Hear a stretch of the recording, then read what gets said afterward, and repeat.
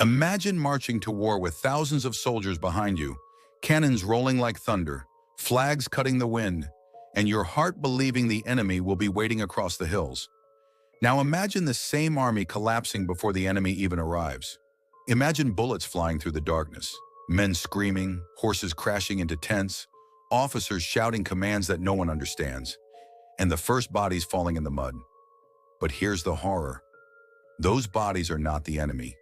They are your own brothers, your own soldiers, killed by fear, killed by confusion, killed by panic that spreads faster than any enemy army ever could.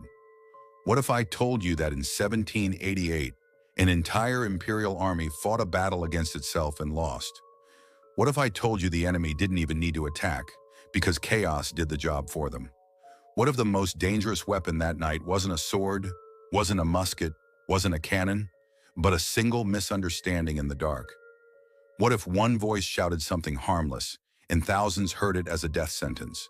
What if one unit tried to stop the madness and that very word became the spark that turned the camp into hell? Can you imagine dying in a war where the enemy never touched you?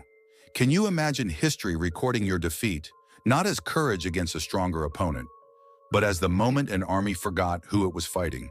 And if that sounds unbelievable, if that sounds like a myth, then listen carefully, because the second story is even more humiliating. Because centuries earlier, in 1325, another war exploded in Italy. Two powerful cities, two armies, two proud banners, thousands of soldiers, steel, horses, armor, blood, screams. And you would think it was for land, or a king, or revenge, or religion. But no, it was for something so absurd, so ridiculous, so shockingly childish, that people still laugh at it today. A wooden bucket. A bucket made of oak. A bucket stolen like a prank. And one city was so offended, so wounded in its pride, so intoxicated by honor, that it did the unthinkable. It declared war. It gathered an army. It marched to battle, not for survival, not for freedom, not for empire, but for a bucket. And the most unbelievable part is that they didn't even win. They bled, they fell, they died, and they still lost. So now tell me, which humiliation is worse? Is it worse to lose because your army panicked so hard it destroyed itself before the enemy arrived? Or is it worse to sacrifice lives because your pride couldn't accept that someone stole your bucket? Which one is the true definition of a weak battle? Which one proves that humans are sometimes more dangerous to themselves than any enemy? Because these are not just stories about war. These are stories about the collapse of logic. These are stories about fear controlling trained soldiers. These are stories about pride controlling entire cities. These are stories about how history is not always written by heroes, but sometimes by fools who refuse to think. And today we are putting them face to face. One battle that proves panic can kill an empire. One battle that proves ego can make a joke turn into a slaughter. And by the end of this video, you will see something terrifyingly clear. The weakest battles in history were not fought because the enemy was strong. They were fought because the mind was weak. So stay with me, because what you are about to hear is real. It happened, it was recorded, and it may be the most embarrassing chapter warfare has ever produced. Most battles in history were lost for understandable reasons. The enemy had better weapons. The general made a tactical mistake. The army was outnumbered. The soldiers were exhausted.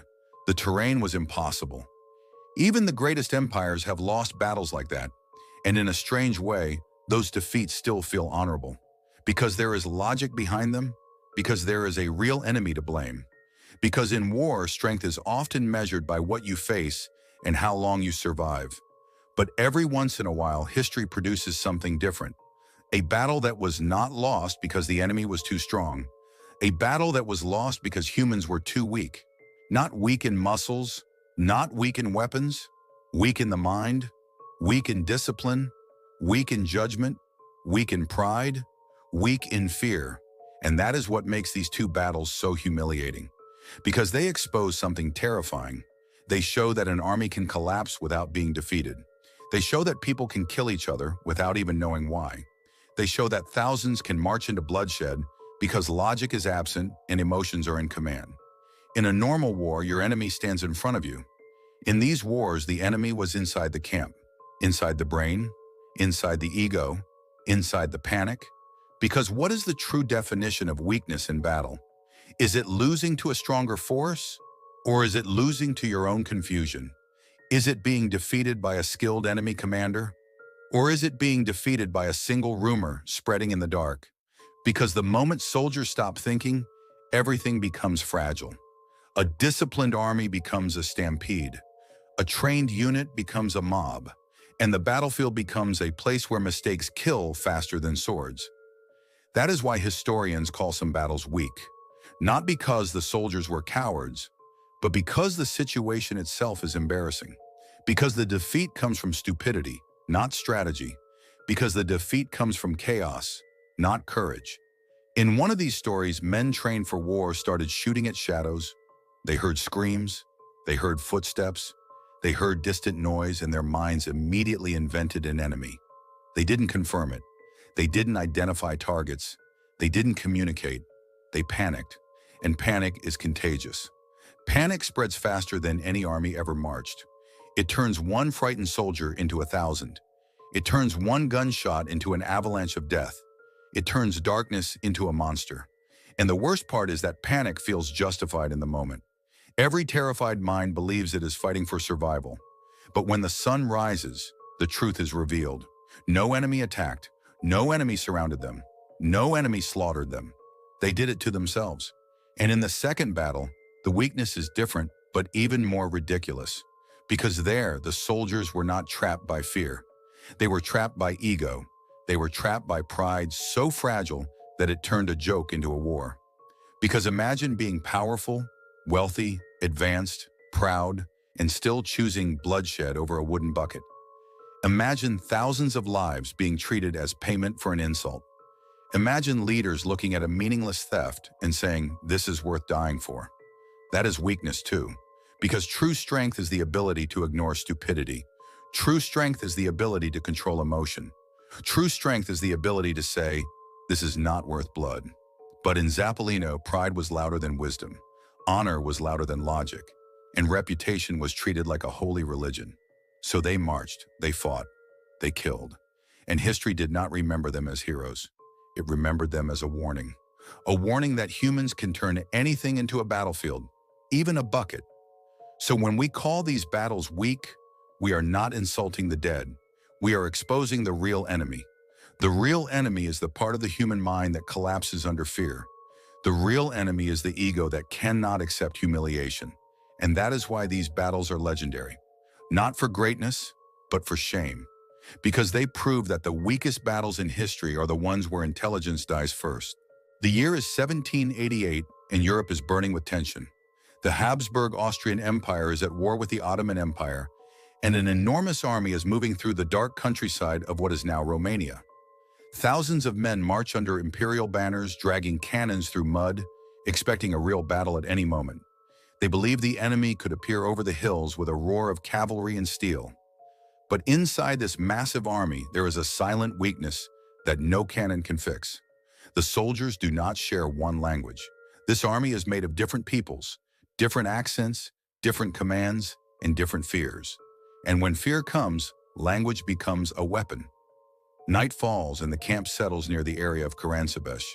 Torches flicker, horses breathe steam into the cold air, and the forest around them feels like a mouth waiting to swallow sound. Some cavalry units ride forward to scout, searching for Ottoman troops. Instead of finding an enemy, they find alcohol cellars near the river. And in war, alcohol is not just a drink, it is gasoline near fire. The cavalry begins to drink, laughter rising, confidence rising, discipline melting. Then the infantry arrives, hungry, tired, jealous, demanding a share. Arguments begin, shoves become punches, and suddenly one shot cracks the night. Nobody knows who fired it first, but everyone hears it. And in an army full of tension, one sound is enough to rewrite reality. Someone screams that the Turks are coming. That single sentence spreads faster than a horse can run. Men jump up, weapons are grabbed, boots crush the dirt.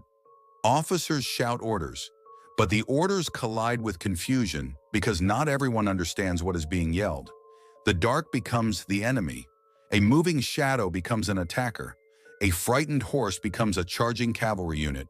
A distant shout becomes a war cry. And suddenly gunfire erupts from one side of the camp.